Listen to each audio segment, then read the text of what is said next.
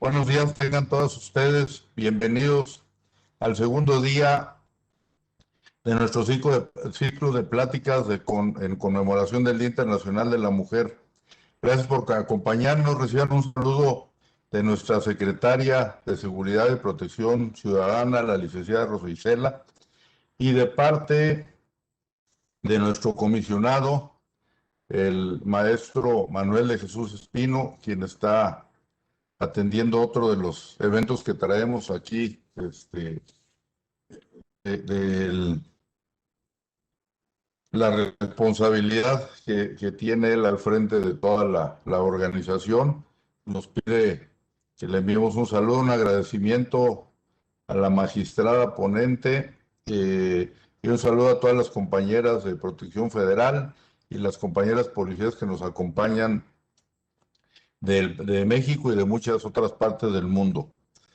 Reitero lo dicho ayer, estas pláticas son un esfuerzo para reconocer el trabajo que las mujeres realizan, no solo en el Servicio de Protección Federal, sino todas aquellas que laboran en la Administración Pública Federal, en las estatales, en las municipales, en asociaciones civiles, en empresas privadas, universidades, solo por mencionar algunos sectores. A todas ustedes les decimos gracias y esperamos disfruten la plática de hoy y por supuesto la de mañana viernes. Bienvenidos también. Ahí hay muchos caballeros asistentes. Ayer pude platicar con varios amigos, con nuestros amigos de Asís, ahí con nuestro amigo Zúñiga, con Polanco, con nuestro querido Ciro de Constanzo, etcétera, etcétera, etcétera. Gentes muy comprometidas con el Servicio de Protección Federal y que juntos hemos tratado de profesionalizar de la mejor manera, en principio, a Protección Federal y a los cuerpos de seguridad que así nos lo solicitan. Eh, Debido al éxito que tuvimos ayer con la escritora y conferencista Rosy Sandoval, y con el fin de que todos los registrados de estos ciclos de pláticas puedan participar, hoy abrimos un segundo canal de transmisión por medio de YouTube. El enlace se lo hicieron llegar el día de ayer, por lo que está en sus correos electrónicos. En el Servicio de Protección Federal tenemos certeza de que las mujeres de nuestro país merecen un futuro de igualdad, paz y oportunidades. Sabemos también que el camino para lograr esto es precisamente permitir que las mujeres estén en puestos o cargos desde donde puedan tomar decisiones importantes. Repito lo que decía ayer, en este gobierno se han dado pasos agigantados en este tema, en posiciones importantes, la secretaria de Gobernación, nuestra jefa, la secretaria de Seguridad y Protección Ciudadana. Les comentaba que aquí en el Servicio de Protección Federal más del 30% son mujeres. En mi área particular, en profesionalización, el 60% son mujeres.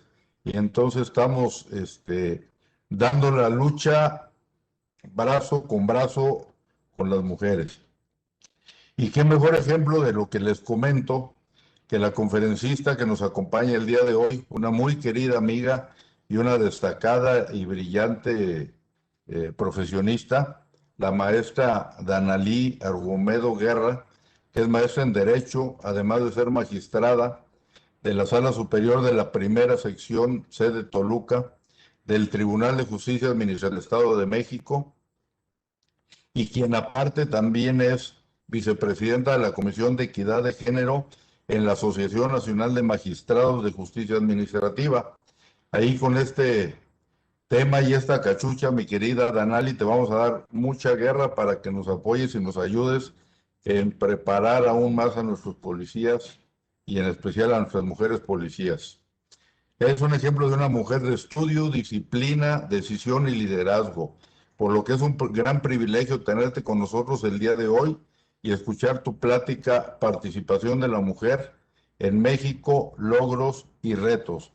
Les repito una disculpa del señor comisionado, el maestro Manuel de Jesús Espino, quien está atendiendo otra diligencia, pero que está muy atento al tema y les da la más cordial de las bienvenidas. Y pues ya no te interrumpo más, vamos a pasar con la maestra Brenda, que es la directora de certificación, quien le da la reseña de la magistrada Danalí. Y muchas gracias y bienvenida, mi querida amiga y magistrada.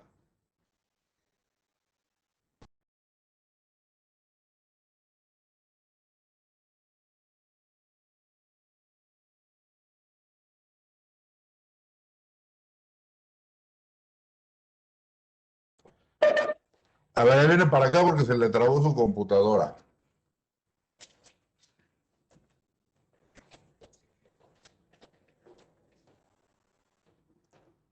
Buenos días, cosas de la tecnología, pero continuamos. Y les platico que la magistrada Blanca Danalí Argumedo Guerra es originaria de Tecate, Baja California. Es egresada de la Universidad del Noroeste, en donde obtuvo el grado de licenciada en Derecho. Asimismo, cursó y obtuvo los grados de especialista en amparo y maestra en Derecho Procesal Constitucional, ambos por el Instituto Nacional de Ciencias Jurídicas. Ha cursado diversos diplomados en materia jurídica, política y de perspectiva de género, como son, entre otros, el diplomado en ciberjusticia por la Universidad Anáhuac y los diplomados en justicia administrativa, diplomado en violencia y género y el diplomado La Mujer en la política y el gobierno impartidos por los institutos de la mujer y de administración pública del Estado de México. La magistrada inició su actividad profesional como servidora pública desde el año 2000 en su estado natal. De 2004 a 2008 se desempeñó como asesora jurídica y coordinadora de asuntos jurídicos delegacionales de Baja California en el Senado de la República. En 2008 se incorporó al servicio público del Instituto Electoral del Estado de México, desempeñándose en las coordinaciones del secretariado y de enlace institucional. En octubre de 2005, a propuesta del gobernador del Estado de México y con aprobación de la Honorable Cámara de Diputados, fue designada magistrada del entonces Tribunal de lo Contencioso Administrativo del Estado de México, ocupando el cargo de magistrada supernumeraria hasta el 2017, año en el cual fue designada magistrada de Sala Superior del Tribunal de Justicia Administrativa del Estado de México, en donde fue presidenta de sección en los ejercicios 2017 y 2020, y en donde actualmente se desempeña adscrita a la primera sección, con sede en Toluca, capital del estado. De 2016 a 2018, la magistrada Argumedo se desempeñó como vocal de equidad de género de la Asociación de Magistrados de Tribunales de Justicia Administrativa de los Estados Unidos Mexicanos, en la que actualmente, como bien lo dijo el licenciado Gerardo, es miembro activo y ocupa el cargo de vicepresidenta de la Comisión de Equidad y Género. Los dejo con la magistrada, un honor tenerla con nosotros. Muchas gracias, Brenda. Muy buenos días a todas y a todos. Muchas gracias por esta amable presentación. Y si me permiten, quiero iniciar agradeciendo en forma particular al maestro Manuel Espino Barrientos, comisionado del Servicio de Protección Federal, así como mi amigo y paisano, el licenciado Gerardo Gutiérrez Fernández, director de profesionalización. Por supuesto, por la generosa invitación a participar en este ciclo de charlas que organizan con motivo de la conmemoración del Día Internacional de la Mujer, felicitándolos por esta iniciativa que sin duda coadyuva al fortalecimiento y avances en materia de equidad de género en nuestro país. En verdad, muchas gracias por su generosa invitación. Y bueno, quisiera iniciar compartiendo con ustedes que siempre disfruto mucho la oportunidad de hablar sobre mi propio género.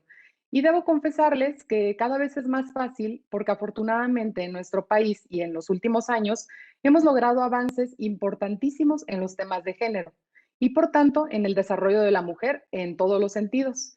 Y esos avances, desde mi perspectiva, nos permiten hablar de que en México se avanza todos los días para lograr la ansiada equidad de género, que quizá muchos consideran ya un logro o una meta alcanzada, aunque lo cierto es que aún falta mucho por hacer. Así que intentaré platicarles desde mi perspectiva los importantes avances que la mujer ha tenido en nuestro país y al mismo tiempo iré señalando algunos retos que deberíamos enfocarnos porque los considero importantes para que ese avance siga y no llegue a una zona de descanso. Imaginen ustedes que van a emprender un viaje a cualquier destino, a un lugar concreto que está muy lejos de su punto de partida, que son kilómetros los que tendrán que recorrer, a veces en distintos medios de transporte, unos lentos y otros rápidos, a veces pasando frío, hambre, sed y cualquier problema que se les ocurra. Y en esa ruta se toparán con zonas muy complejas de cruzar. Habrá que sortear peligros y zonas de alto riesgo. Y también pasarán por lugares tranquilos, agradables, con paisajes de esos en los que te detienes a tomar la foto del recuerdo. Imaginen también que el camino es en gran parte de la ruta terroso, empedrado y difícil de cruzar. Y en otras zonas, todo lo contrario, con autopistas de varios carriles que dan confianza de ir más rápido para llegar a su destino. Y ese viaje no es de horas ni de días, sino de años y años que habrán de recorrer para llegar a su destino. Ustedes dirán, bueno, ¿qué destino es este? ¿Por qué tantos tropiezos y sufrimientos tengo que vivir para llegar allá? Pues quizá debe ser importantísimo el lugar o debe ser único en el mundo como para aventurarme a tantos problemas. ¿Están de acuerdo? Pues exactamente así, por muchos años ha sido la lucha de valiosísimas mujeres que han recorrido esos caminos en búsqueda de lograr una real y verdadera equidad de género en el mundo entero. Por supuesto que se han tropezado, pero se han levantado para seguir adelante y se han encontrado con otras viajeras y han sabido sumar esfuerzos y ayudarse, acompañarse en la ruta con la convicción de que vale la pena el esfuerzo. Así que no es casualidad que exista el Día Internacional de la Mujer. Se trata de referirnos a la conquista, el reconocimiento de los derechos de las mujeres demandados durante años en la sociedad y que han sido negados por múltiples razones, ya sea por erróneas ideologías y costumbres o por ignorancia, odio o misoginia. Este es un día para celebrar los avances y reafirmar los derechos que nos han sido reconocidos socialmente y así analizar aquello que falta por lo que debemos seguir luchando. Todos sabemos que el 8 de marzo de cada año conmemoramos el Día Internacional de la Mujer y lo asumimos como un día para enaltecer la lucha por la igualdad, la participación y el empoderamiento de la mujer en todos los ámbitos de la sociedad. Pero lo que quizá no sabemos es que esa conmemoración inició en muchos países, incluso antes de ser reconocido por la Organización Nacional de las Naciones Unidas. Me explico. Fue en 1975 cuando por primera vez la ONU celebró el Día Internacional de la Mujer y hasta diciembre de 1977 se reconoció por la Asamblea General al aprobar una resolución que proclamaba el Día de las Naciones Unidas para los Derechos de la Mujer y la Paz Internacional. Pero para llegar a esto, fueron muchos los eventos alrededor del mundo que impulsaron ese reconocimiento y les menciono algunos como ejemplo sin abundar en ellos. Como dato histórico, yo diría que el acontecimiento más remoto e importante del feminismo se produjo en 1789, durante la Revolución Francesa, cuando las mujeres de París, mientras hacia Versalles, exigieron por primera vez el derecho al voto para la mujer.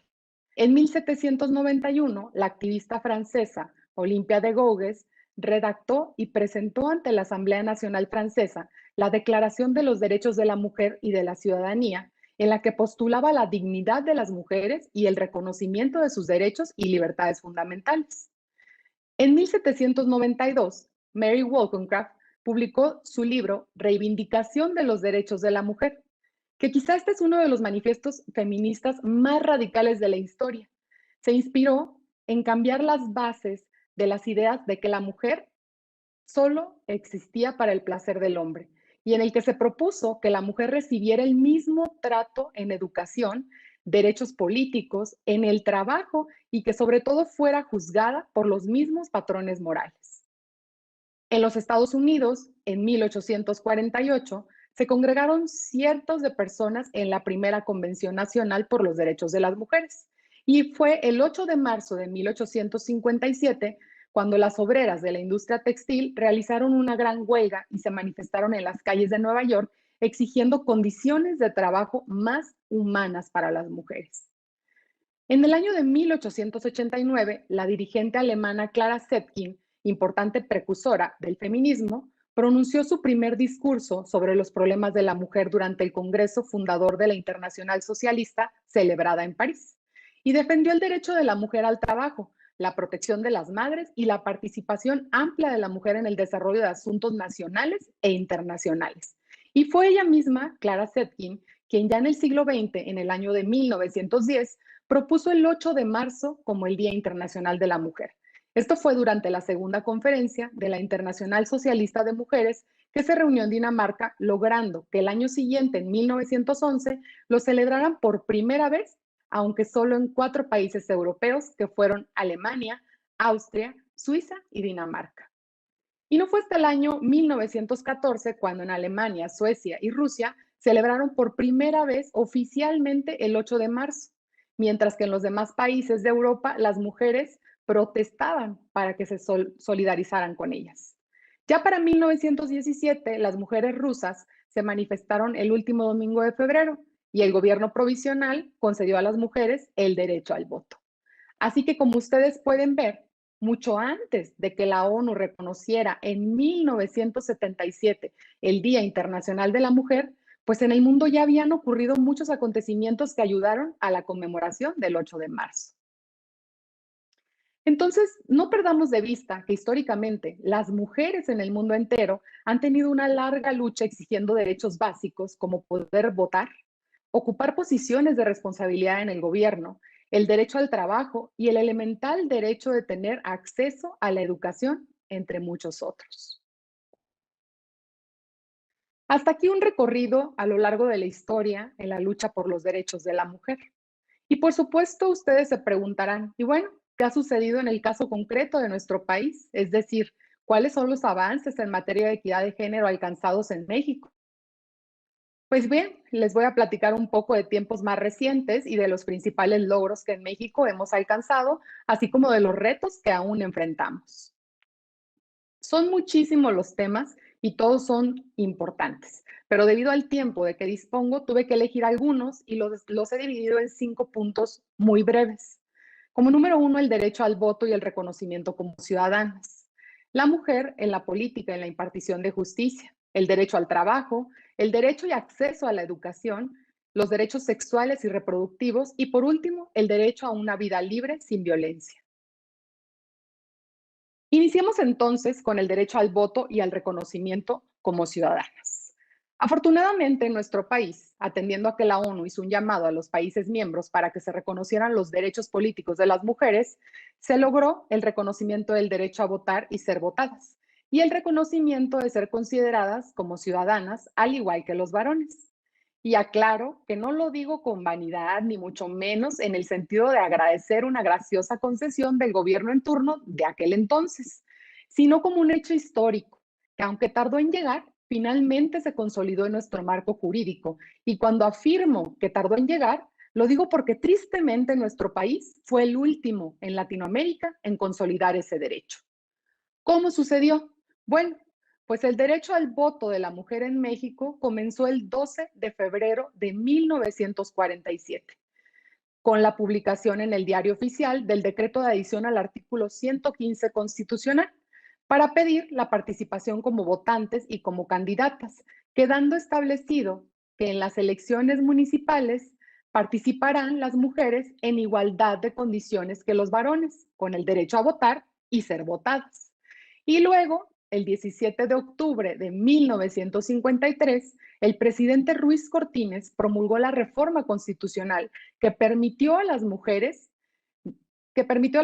mexicanas que gozaran de ciudadanía plena, modificando el artículo 34 constitucional que estableció: son ciudadanos de la República los varones y las mujeres que, teniendo la calidad de mexicanos, reúnan además los requisitos de haber cumplido 18 años si estuvieran casados o de 21 años si no lo son, además de tener un modo honesto de vivir.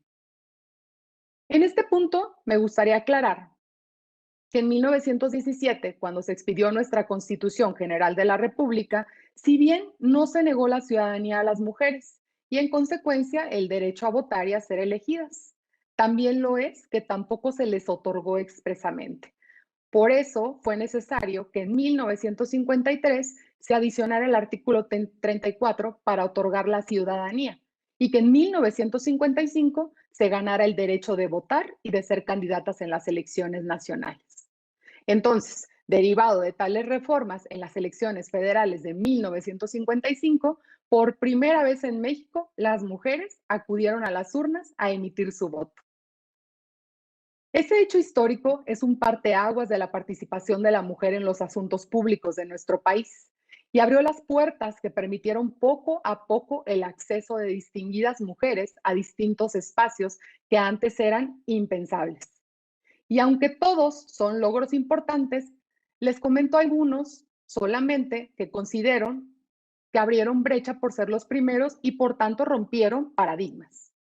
Por ejemplo, por primera vez en México una mujer accede al Congreso de la Unión.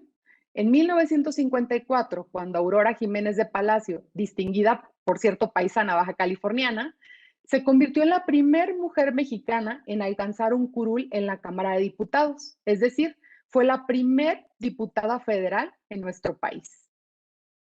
En 1961, en la Suprema Corte de Justicia de la Nación, se nombró por primera vez a una mujer como ministra de la Corte, que fue la jurista Cristina Salmorán de Tamay, originaria del estado de Oaxaca, que ya antes había sido también la primera mujer en presidir la Junta Federal de Conciliación y Arbitraje. De ahí el origen de la medalla al mérito judicial femenino que lleva su nombre y que se instituyó en 2016 para reconocer cada año a una juzgadora mexicana cuya trayectoria se destaque por su esfuerzo y aportaciones al mejoramiento del acceso a la justicia en México. En 1964, en el Congreso de la Unión, pero ahora en la Cámara de Senadores, la abogada María Lavalle Urbina del estado de Campeche y Alicia Arellano Tapia, odontóloga sonorense, fueron las primeras mujeres senadoras de la República. Y de ellas dos, quisiera destacar también que María Lavalle, además, fue la primera mujer en Campeche en titularse como abogada en los años 40 y como senadora fue la primera que presidió el Senado en 1965. Y respecto a la senadora Alicia Arellano, hay que decir también que fue la primera alcaldesa en Magdalena de Quino y madre de la actual gobernadora de Sonora, Claudia Pavlovich, quien a su vez fue la primera mujer en lograr la gobernatura en su estado.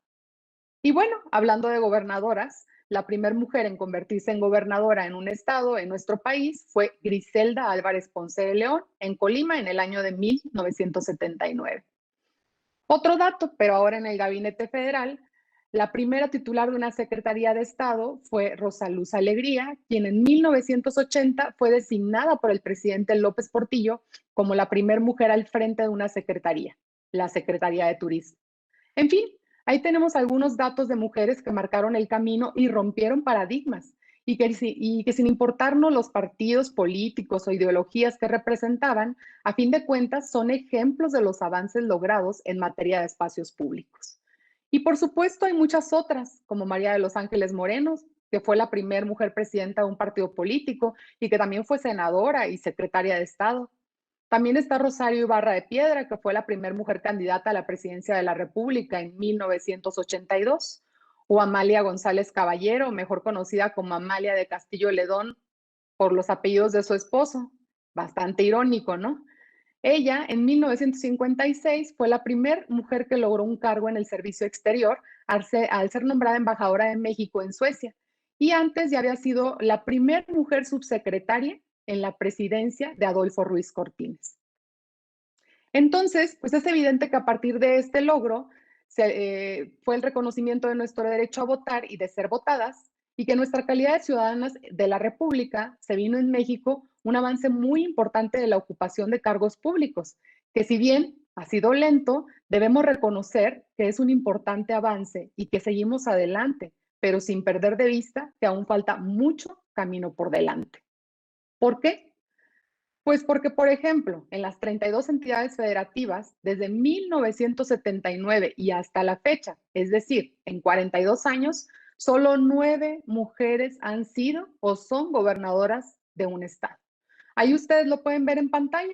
La primera que tuvimos fue Griselda Álvarez Ponce de León por Colima en el año de 1979, Beatriz Paredes Rangel por Tlaxcala, Dulce María Sauri por Yucatán, Rosario Robles Berlanga por el entonces Distrito Federal, Amalia García Medina por Zacatecas, Ivonne Ortega Pacheco por Yucatán, Claudia Pavlovich por Sonora, Claudia Sheinbaum por la Ciudad de México y por último Marta Erika Alonso por Puebla en el 2018. No obstante, como ustedes saben, murió en diciembre de ese mismo año tras un accidente en helicóptero. Desde la primera mujer gobernadora en 1979, que como dije antes fue Griselda Álvarez en Colima, hasta la fecha solo 9 gobernadoras ha tenido nuestro país. Y eso porque en 2 casos entraron a cubrir un interinato o una licencia, que son los casos de Dulce María Sauri y de Rosario Robles, porque si no, solamente serían 7 las gobernadoras en toda nuestra historia. Pero repito, eso es en los últimos 42 años de nuestra historia. Realmente es muy, pero muy poco. En 42 años, en 32 estados, solo 9 mujeres gobernadoras. Por cierto, que son solo 2 de esas 9 las que actualmente están en funciones. Son Claudia Sheinbaum por Ciudad de México y Claudia Pavlovich por Sonora. Estos datos los señalo y los resalto porque se trata de hacer notar no solo los avances, sino también los retos que tenemos por alcanzar, para dejar en claro que no porque la Constitución y la ley lo digan, la paridad ya es una realidad. Todavía hay mucha desigualdad en el ámbito político para las mujeres. En más de 40 años y hasta la administración pasada, de un total de 236 integrantes de los gabinetes de gobierno federal, solo 23 mujeres habían ocupado el cargo de secretarias de Estado. Y en 2017, hace apenas 4 años, solo 17% de las secretarías de Estado tenían como titular a una mujer frente al 83% que eran ocupadas por hombres. No fue hasta el gobierno actual del presidente López Obrador que se concretó la paridad, con 8 mujeres y 8 hombres dentro del gabinete. Así que como pueden ver, en ese rubro, pues ahí la llevamos. Y todo a partir del reconocimiento de nuestra calidad de ciudadanas y del derecho a votar y ser votadas.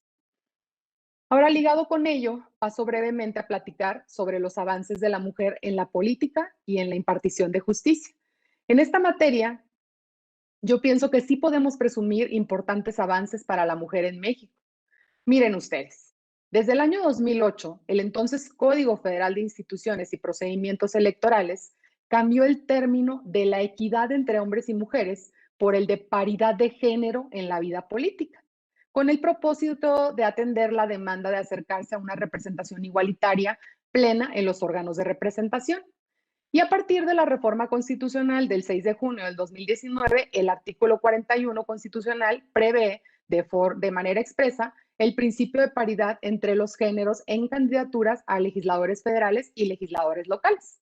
Lo cito textualmente porque me parece de la mayor importancia y dice: la ley determinará las formas y modalidades que correspondan para observar el principio de paridad de género en los nombramientos de las personas titulares de las secretarías de despacho del Poder Ejecutivo Federal y sus equivalentes en las entidades federativas. En la integración de los organismos autónomos se observará el mismo principio.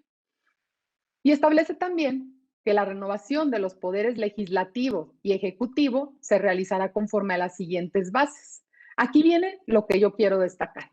Los partidos políticos, en la postulación de sus candidaturas, observarán el principio de paridad de género.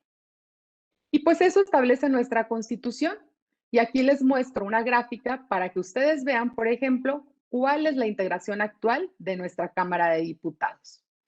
Ahí la tienen ustedes en pantalla. Y pueden observar, de nuestros 500 diputados federales, 241 son mujeres y 259 son hombres. Casi alcanzamos la paridad en la Cámara de Diputados con un 48% en mujeres y 52% de hombres. ¿Por qué no se alcanzó? Bueno, pues ahí lo pueden ver ustedes también. No todos los partidos políticos siguieron la misma proporción. El partido con mayor proporción de mujeres es el PRD con un 66.7%, que equivale a 8 de las 12 diputaciones que ganó, seguido por Movimiento Ciudadano, que tiene 56% de mujeres y 44% de hombres. Luego Morena, que tiene el 51.6% de mujeres y 49.4% de hombres, es decir, Morena sí tiene 132 mujeres y 124 hombres, Pero fuera de esos tres, el resto de los partidos tiene en la Cámara menos del 44% de mujeres y más del 56% de hombres. Y pues el que se quedó más corto en materia de paridad fue el Partido Verde, que solo alcanza el 36.4% de mujeres frente al 63.6% de hombres. Ahora, con la entrada en vigor de esta reforma de 2019, se marcó un momento histórico y un logro sin precedentes para garantizar los derechos políticos de las mujeres, porque se asegura que la mitad de los cargos de decisión sean para las mujeres en los tres poderes del Estado, en los tres órdenes de gobierno, en los organismos autónomos, en las candidaturas de los partidos políticos a cargos de elección popular y en la elección de representantes ante los ayuntamientos de los municipios con población indígena. Ahí les dejo también algunos datos recientes de la paridad de género en distintos cargos, donde pueden observar la distribución porcentual actual entre hombres y mujeres que tendrán que cambiar en las elecciones de este año, pues con las nuevas reglas de paridad. Ya no me detengo mucho, pero ahí ustedes pueden ver y pues es claro que falta mucho por avanzar. Nada más la distribución porcentual de las presidencias municipales en todo el país, por ejemplo, es de apenas el 21% para las mujeres, pero bueno, ya estaremos analizando cómo se mueven estos datos después de las elecciones de este año. Ahora, respecto a la participación de la mujer en la impartición de justicia en México, sí tengo que resaltar, por mi condición de mujer y de juzgadora, que falta mucho por avanzar. Aquí sí que tenemos un reto que cumplir, porque aunque en México las mujeres somos casi el 52% de la población, aún no hemos logrado la representatividad que deberíamos tener en los espacios de impartición de justicia. Concretamente, en el Poder Judicial Federal, en el caso del Pleno de la Suprema Corte de Justicia de la Nación, las mujeres representan solo el 27% en total. En el Consejo de la Judicatura Federal y en la Sala Superior del Tribunal Electoral, las consejeras y magistradas apenas llegan a un 28%. En este rubro, lo tengo que decir, las cifras son muy confusas y hasta engañosas, porque se dice que a nivel nacional casi la mitad del personal jurisdiccional está integrado por mujeres y se habla del 48 o 49%, lo que parece una paridad casi alcanzada, pero en realidad esa cifra es un falso escenario, porque la mayoría de las mujeres que forman parte de los poderes judiciales en México a nivel federal y en los tribunales locales ocupa puestos en jerarquías menores, es decir, no son juezas ni magistradas, por lo que no están en las posiciones desde las cuales efectivamente se imparte justicia. La realidad, según el Censo Nacional de Impartición de Justicia Federal realizado por el INEGI en 2018, es que solo el 27% eran mujeres. Y de ese universo en las magistraturas había poco más del 18%. Como juezas, alrededor del 25% y el restante 56% formaba el bloque de otro personal jurisdiccional de todos los niveles de menor jerarquía. Entonces, pues es evidente que a mayor jerarquía, menos mujeres. Ahí también les dejo los mapas que representan toda esta información para que ustedes los puedan observar con calma.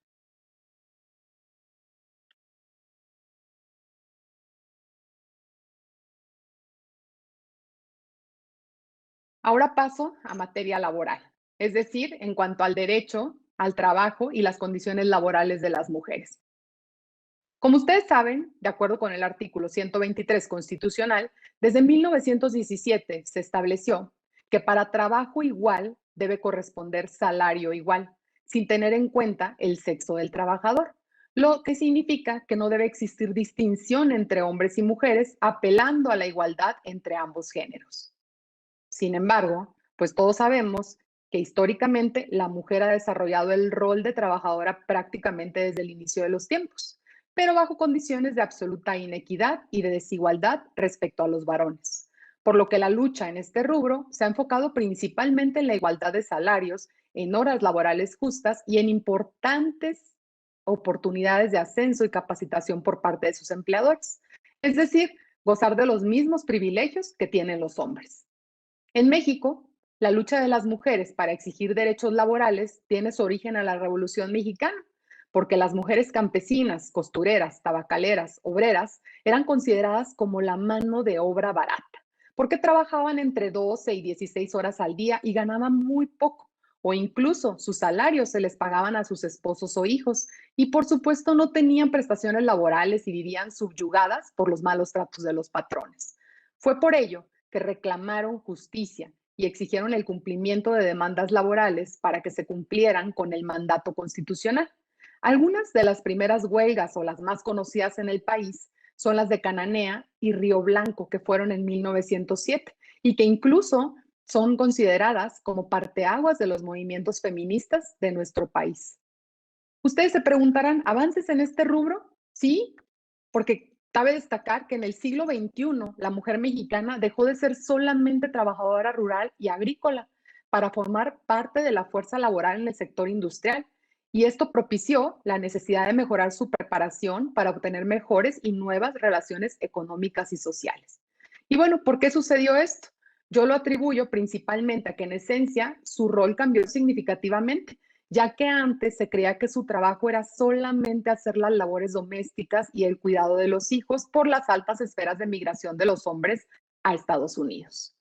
Pero ante la difícil situación económica de nuestro país, la mujer, afortunadamente, salió de su casa a trabajar para cubrir las necesidades básicas de su familia, además de que se incrementó el número de mujeres que viven solas o que se convirtieron en cabeza de familia por separaciones, divorcios o por ser madres solteras o por el simple hecho de superación y desarrollo profesional, cada vez más abierto y público y menos cuestionado y controvertido por los hombres. Y así, poco a poco, la mujer mexicana ha logrado su inclusión en espacios que solo estaban destinados para los hombres y cambió gradualmente su imagen en algunos sectores de producción. Y desde los años 90 aumentó considerablemente la fuerza de trabajo femenina en México, representada en aquel entonces por alrededor del 30% de la población económicamente activa. Y en la actualidad, la participación de las mujeres es trascendental para el desarrollo laboral y económico del país. Ahora, si bien es cierto que hay avances, también hay que decir que aún falta un mayor impulso en materia de oportunidades frente al hombre. Por ejemplo, todavía existen importantes diferencias entre la mujer de ciudad y la mujer que vive en zonas rurales. Tristemente, hay muchos lugares en los que no por deseo propio, sino por costumbres y creencias motivadas por el rezago que durante años hemos vivido por el solo hecho de ser mujeres, pues nos atribuyen tareas como si fuésemos las únicas responsables de los deberes familiares, el cuidado de los hijos y del hogar, cayendo en total subordinación al hombre y a los estereotipos de género. Y eso, además, se traslada a las hijas, que tienen un trato distinto al de sus hermanos varones y que desde pequeñas son educadas para casarse y cuidar de su marido y de sus hijos e hijas. En cambio, es la mujer urbana, por llamarla de alguna manera, la que ha tenido mayores oportunidades de desarrollo laboral.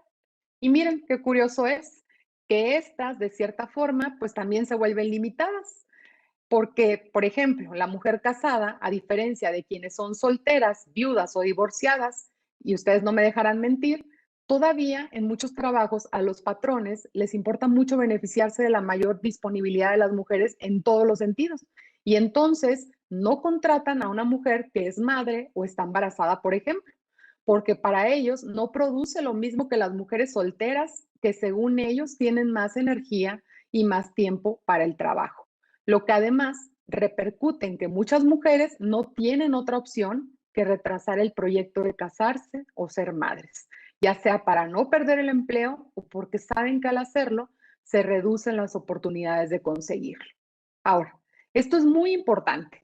Aclaro que yo soy una gran admiradora de las mujeres que consagran su vida a ser extraordinarias madres, excelentes esposas y magníficas amas de casa, que también es un trabajo y que por supuesto tiene grandes méritos y que además no es fácil y no cualquiera hace, pero esto siempre que sea por decisión propia, por convicción, porque así lo quieren y no porque las obligan o por falta de oportunidades y cierre de puertas que solo se abren para los hombres.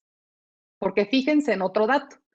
A pesar de su mayor participación en el trabajo remunerado, las mujeres continúan siendo las principales proveedoras del trabajo doméstico y del cuidado no remunerado en los hogares mexicanos, ya que en los estratos socioeconómicos altos, es decir, en las familias mejor acomodadas del país, por cada 2 mujeres que hacen trabajo doméstico como amas de casa, un hombre realiza el mismo trabajo. Pero en los estratos socioeconómicos bajos, esa diferencia se triplica y casi son 6 mujeres por cada hombre las encargadas de las tareas del hogar y el cuidado de los hijos. Por supuesto que no hay equidad en ese rubro y ahí tenemos un reto. No obstante, debemos reconocer que hay avances en la participación de las mujeres en la vida laboral. Si revisamos los resultados del Censo de Población 2020, la tasa de participación de mujeres mexicanas en la vida laboral creció 3.4% de 2000 a 2010 y 15.7% en los últimos 10 años. Es decir, pasó del 30 a casi el 50% de las mujeres.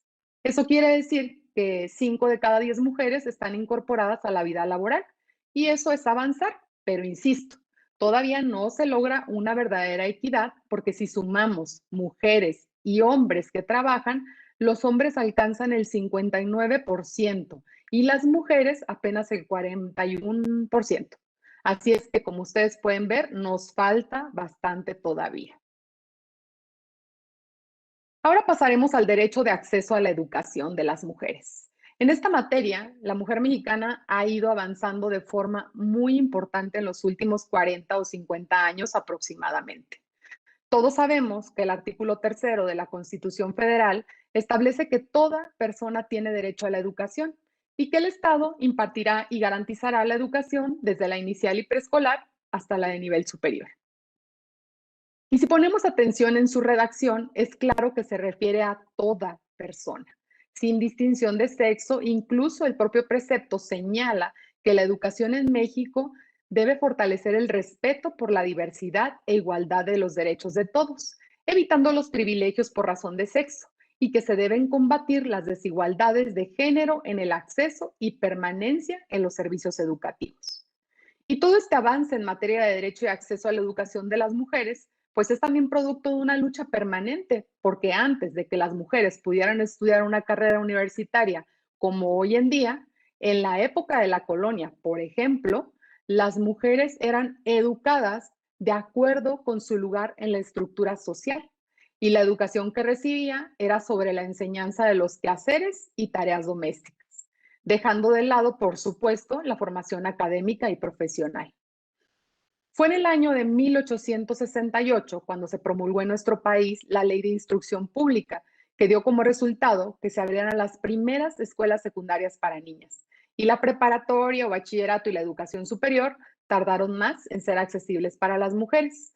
Por ejemplo, en 1871 y 1890 egresaron las primeras mujeres con estudios superiores, con la limitante de que solo se les ofrecía la alternativa de estudio con la enseñanza y la enfermería. Para que esto lo tengan más claro, según el Boletín de Instrucción Pública de 1910, de 116 títulos profesionales logrados ese año, solamente 8 fueron para mujeres y fue como parteras. Y hasta ese año solo había 5 médicas, 2 dentistas, una abogada y una química. Esas eran las posibilidades de desarrollo educativo para la mujer en nuestro país.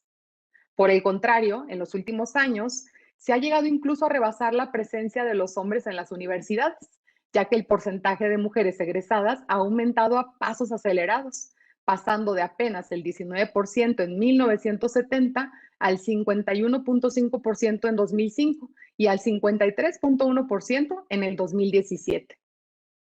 Y además, durante las últimas 2 décadas hemos logrado un importante incremento en el número de ocupaciones que antes se consideraban tradicionalmente masculinas, como administración de empresas y leyes, y se ha dado una creciente matrícula universitaria en las carreras de comercio dedicadas a los negocios, la administración y las finanzas.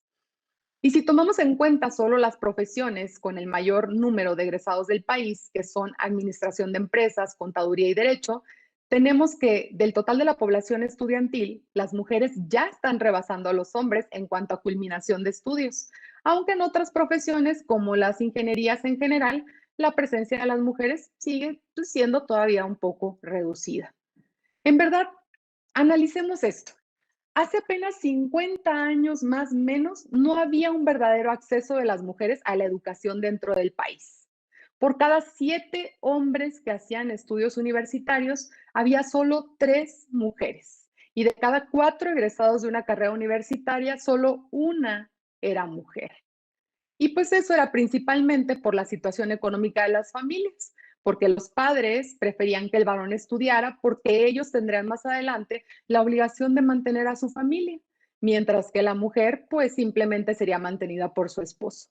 Esa era la realidad en México hace apenas unos años, sin importar clases sociales o las capacidades económicas. Simplemente así era porque así se pensaba y así se hacía. No fue hasta el ciclo escolar del año 2000, hace apenas 20 años, que las mujeres alcanzaron a ser la mitad de la población universitaria en México. Y esa tendencia se ha mantenido desde entonces con pequeñas variantes. Y si consideramos que más de la mitad de los habitantes de este país somos mujeres, el 51.2% para ser exactas, pues es evidente que las políticas públicas y de desarrollo en materia educativa van por buen camino. Sin embargo, ello no quiere decir que ya se logró la meta, ni que sea suficiente tener conciencia de la necesidad de tener calidad en la educación, ni quedarnos con que basta el acceso que las legislaciones y los reglamentos promueven conforme a la equidad y que se reconozcan las condiciones jurídicas y socioculturales en todos los niveles, principalmente en las universidades, porque estamos de acuerdo en que es necesario mejorar la calidad de la educación, facilitar su acceso e impulsar y trabajar en la innovación educativa, pero pues nada de esto será posible si no se incluye y se considera en todo momento a las mujeres. En todos los niveles sociales y en toda la geografía de nuestro país, en México, encontramos mujeres que estudian y trabajan y en muchos casos además que atienden o están al frente de sus familias. Así que ahí está, seguimos en la búsqueda de nuestro desarrollo personal mucho más allá y a pesar de las ideas o preceptos tradicionales. Finalmente, porque el tiempo se nos agota, quiero referirme a un par de temas que me parecen de la mayor importancia, que son los derechos sexuales y reproductivos y el derecho a una vida libre de violencia. Para ello, por mi formación de abogada, pues parto nuevamente de lo que establece nuestra máxima norma jurídica, que es la Constitución Federal, y que establece en su artículo 4 que la mujer y el hombre son iguales ante la ley y que toda persona, sin distinguir entre hombre y mujer, tiene derecho a decidir de manera libre, responsable e informada sobre el número y el espaciamiento de sus hijos. Y pues eso dice la Constitución, pero desafortunadamente, y a pesar del mandato constitucional, muchas mujeres en el país siguen sin tener acceso a los servicios básicos de salud reproductiva y son criminalizadas por decidir sobre su maternidad o por recurrir a prácticas como el aborto e incluso por utilizar métodos anticonceptivos. Y no me refiero a si la ley lo permite o no, sino a los señalamientos sociales, morales o religiosos que existen a pesar del mandamiento claro de nuestra norma fundamental, en el sentido de que debe haber igualdad entre el hombre y la mujer, además de la libertad de decisión sobre el número y espaciamiento de los hijos. Y ojo, cuando se habla de número, no me refiero nada más a que decidan si es 1, 3 o 5, no, porque el 0 también es un número y muchas pueden optar por 0 hijos. La discusión de este tema formó la Coalición de Mujeres Feministas en 1976 en la Ciudad de México, con el fin de luchar por el derecho a la maternidad voluntaria que implica el aborto, la decisión por el reconocimiento sexual, así como rechazar y castigar cualquier tipo de violencia o agresión sexual hacia las mujeres. En el 2007, nuestro país vivió un momento histórico cuando se logró la aprobación del aborto legal en la Ciudad de México, al que posteriormente se unieron otros estados del país, como Oaxaca, Aguascalientes y Baja California, pero únicamente bajo la condición de cumplir con ciertas causales. A continuación les platicaré un poco de los derechos más difíciles de garantizar para las mujeres mexicanas y que ha sido el derecho a una vida libre de violencia. Y aunque las leyes locales e internacionales dictan que es un derecho humano, La realidad es que en México surge una ley, de la cual hablaremos más adelante, como resultado de la crisis de violencia vivida en contra de las mujeres. La violencia de género es aquella que afecta de cualquier forma a las mujeres por el mero hecho de ser mujeres. Es atentar contra su dignidad, su integridad, libertad. Y algunos tipos de violencia que se ejercen en contra de la mujer son física, sexual y o psicológica. Y en relación con ello surge también el tema de feminicidio, que es el asesinato de mujeres realizado por hombres, motivado por odio, desprecio, placer o un sentido de propiedad de la mujer. Cabe mencionar que este término lo redefinieron en 1990 Diana Russell y Jane Caputi. Aquí el avance que se debe resaltar es que en México, a raíz del seguimiento que organismos nacionales e internacionales le dieron a los casos de Ciudad Juárez, se convirtió en el primer país del mundo en crear una ley que tipificó y criminalizó el feminicidio como un delito específico, producto de la violencia feminicida, y lo describió como la forma más extrema de violencia hacia las mujeres, producto de la violación de derechos humanos con conductas, por conductas misóginas e impunidad que puede culminar en el homicidio. Esto dentro de su artículo 21 de la Ley General de Acceso de las Mujeres a una vida libre de violencia. Otro avance que vale la pena mencionar es que en febrero de 2007 entró en vigor la Ley General de Acceso de las Mujeres a una vida libre de violencia, que involucra a la Federación, a las entidades estatales y municipales para prevenir, sancionar y erradicar cualquier acción que ponga en riesgo la integridad de la población femenina. En esa ley se explican los tipos de violencia que existen, que son la psicológica, física, económica, patrimonial y sexual, por mencionar algunas, y que afectan a las niñas, jóvenes y adultas mexicanas. Y con ello se precisa que la violencia no se refiere única y exclusivamente a la existencia de lesiones físicas. También se promueve la no discriminación, el respeto, así como los conceptos que enmarcan los temas de género, como la perspectiva, el empoderamiento y la misoginia. Y se incluye el concepto de alerta de género, que alude a la emergencia para frenar la violencia feminicida que se vive en nuestro país. Y finalmente, en este rubro, recordarles que cada 25 de noviembre se celebra el Día Internacional de la Eliminación de la Violencia contra la Mujer, decretado por la ONU en 1999 y que nace del desequilibrio de poder entre hombres y mujeres que existe desde hace siglos en el mundo entero. Y como todas sabemos, actualmente ese movimiento es para notar la diferencia que sufren las mujeres alrededor del mundo y no solo se celebra el 25 de noviembre, sino los días 25 de todos los meses del año, en lo que hemos llamado el Día Naranja, como parte de la llamada Campaña Naranja Únete, con el objetivo de generar conciencia para prevenir y erradicar la violencia contra las mujeres y niñas en el mundo. Por cierto, les dejo como dato curioso que la elección del color naranja responde a que es un color que representa el futuro brillante y optimista, libre de violencia, pues contra las mujeres y las niñas.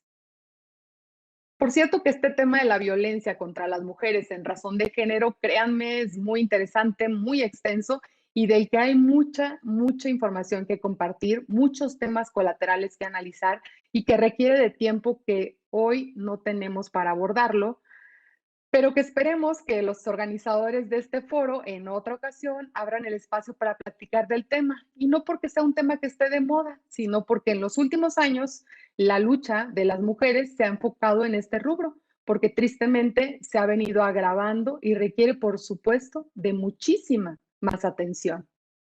Como ustedes podrán observar en los puntos que he abordado, son muchos los avances que hemos tenido las mujeres en nuestro país, pero también son muchas las limitantes y retos, sobre todo en regiones en donde el nivel de desarrollo humano es muy bajo. Porque resulta que con la condición de ser mujer se suman otros factores que agravan la desigualdad, como son las condiciones sociales, económicas, étnicas, el nivel educativo, la edad, las capacidades distintas, entre muchas otras. Y aunque el avance en la última década respecto al reconocimiento de nuestros derechos ha sido de gran valía, este debe llegar a consolidarse para asegurar una sociedad más justa y democrática, porque no se puede hablar de democracia mientras se siga subvalorando a más de la mitad de la población del país. Y bueno, ¿qué podemos hacer las mujeres para seguir avanzando y evitar este retroceso? Yo diría que desde donde estemos y en cualquier rol que desempeñemos en la sociedad, no podemos y no debemos seguir con los ojos cerrados ante actitudes discriminatorias que afectan negativamente a las mujeres, como son la distribución de cargas y responsabilidades domésticas, la segregación en el trabajo de las mujeres y su limitación a ejercer puestos de poder, la atención médica centrada en la fase reproductiva, la carencia de servicios sociales para el cuidado de los hijos e hijas, la falta de mecanismos para la atención de mujeres solas y, por supuesto, la incorporación de programas especiales para erradicar la violencia contra las mujeres. Y pues para no retroceder en los avances logrados y con el fin de continuar la lucha para nuestra igualdad sustantiva, también debemos trabajar todos los días y ante cualquier circunstancia en lograr avances y conciencia de los estereotipos de género para reconocerlos y poder evitarlos. De verdad, los invito a trabajar en reconocer los estereotipos de género que históricamente se han impuesto en nuestra sociedad. Recuerden que un estereotipo de género no es más que un modelo o patrón de conducta que define cómo debe ser, actuar, pensar y sentir las mujeres y los hombres de una sociedad. Son los roles que se asignan al hombre y a la mujer desde pequeños a partir de su sexo, y estos estereotipos de género se aprenden y se socializan sin una justificación racional, pero sí influyen en actitudes y conductas y por tanto definen el rol del hombre y de la mujer y marcan su desarrollo desde la infancia, generando la desigualdad y la discriminación. En pocas palabras, son esas conductas del hombre y de la mujer que consideramos normales o naturales por el simple hecho de haber nacido hombre o mujer, pero que en realidad no tienen justificación alguna. Así que tenemos que aprender a identificar esas conductas que nos parecen normales y trabajar en evitarlas, reconociéndolas como estereotipos de género para erradicarlas. Como por ejemplo, que siempre sea el hombre quien se sienta en la cabecera de la mesa suponiendo una posición de poder. Que solo los baños para mujeres tengan aditamentos para cambiar pañales. Que sea el hombre el que tiene el control remoto de la tele. O que simplemente en los cuentos infantiles el rol de la mujer siempre sea el de la princesita indefensa que es salvada por el hombre fuerte y valiente. Así de simples son, pero sumados se convierten en un grave problema por lo imperceptibles que resultan. Y aunque en muchas ocasiones se llevan a cabo sin mala fe, siempre tendrán el mismo resultado, que es contribuir a la desigualdad de género. Por eso, si se identifica un estereotipo de género, debemos ser intolerantes y no permitir la reproducción del estereotipo, ni siquiera a manera de broma o chiste. Dejemos ya de reírnos de los chistes sobre mujeres porque refuerzan los estereotipos de género. Porque muchas veces identificamos la agresión de un chiste o comentario en alguna conducta de los hombres y usualmente no expresamos rechazo, sino por el contrario, lo aceptamos explícita o implícitamente al reírnos, en vez de expresar nuestra inconformidad y dejar clara nuestra desaprobación. Y por supuesto que no se trata solamente de que los hombres reconozcan la igualdad con las mujeres, sino también que nosotras mismas, las mujeres, aceptemos que los roles están cambiando, porque muchas veces somos nosotras las que seguimos reproduciendo patrones que aprendimos del machismo. Sin duda, esos pequeños cambios contribuirán en reconocer la igualdad entre hombres y mujeres y prevenir la violencia de género.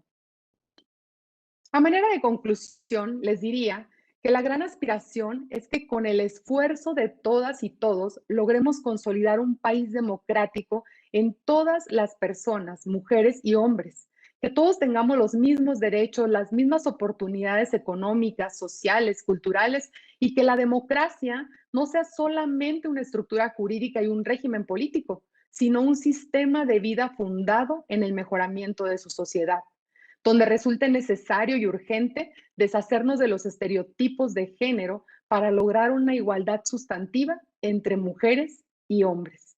Así que por favor dejemos que las niñas jueguen al fútbol y no solo a las muñecas. Y ya dejemos de escandalizarnos porque un niño juegue a la casita o ayude a cocinar a mamá, porque ¿saben qué? Al paso del tiempo ese niño será un buen padre y un buen esposo. Así que los invito a correr este tipo de riesgos.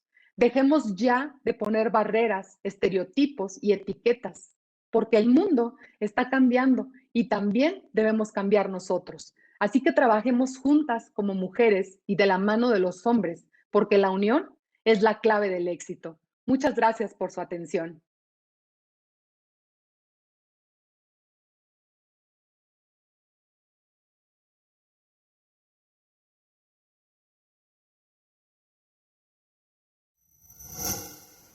Gobierno de México.